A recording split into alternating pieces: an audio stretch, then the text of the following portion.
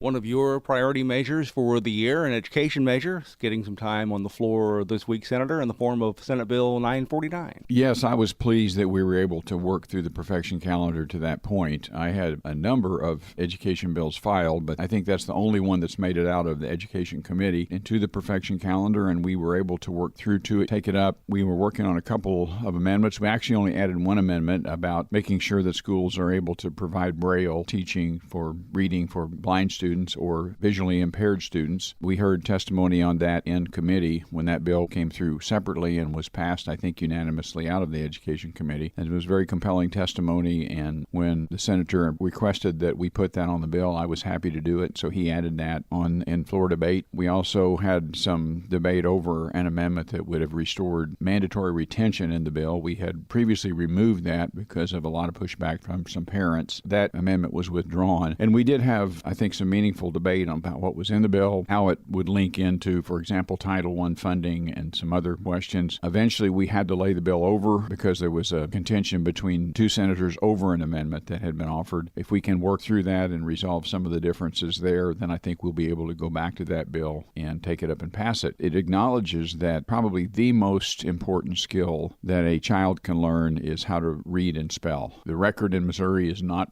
good on reading. Other states have suffered as well, and those states that have taken up something like 949 and passed it and applied it in their K through 3 especially, learning to read, they have seen significant, if not dramatic, improvements in the reading levels of their students. Mississippi is one that I referenced on the floor that I'm sure parents can Google that and find out maybe what they did and how they did it and their positive results. We're looking at across the country even having significantly low reading skill levels, and it's acknowledged, broadly acknowledged, that that's what drives young people out of education and into the arena of crime and welfare and other areas of lack of success. Reading is probably the most critical learning element that we have to acquire if we're going to be successful. And I have told others that if you teach a child to read and to love to read, you might not have to teach them anything else because they can learn anything else if they know how to read, especially in the age of the internet where essentially the Library of Congress is available to us in our pocket. There are a lot of things there. The bill requires schools to early identify reading deficiencies or dyslexia in students. It requires the school to notify the parents as soon as they have seen the deficiency, to provide special training in reading to the students, to offer training to the parents in how to help their children at home with homework and help them with learning to read. Just a number of things that essentially say we will teach Missouri students how to read. A lot of the other things that go along with education we can add to that, but we will teach them how to read. Another measure this week heard in your Commerce Committee, the House counterpart to the Senate version of the energy bill that you also sponsor. Yes, House Bill 2265.